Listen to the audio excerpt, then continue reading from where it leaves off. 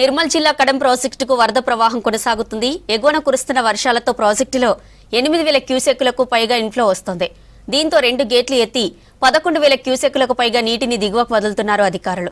Project నీటి మట్టం 700 అడుగులు కాగా ప్రస్తుతం 698 అడుగులకు చేరింది.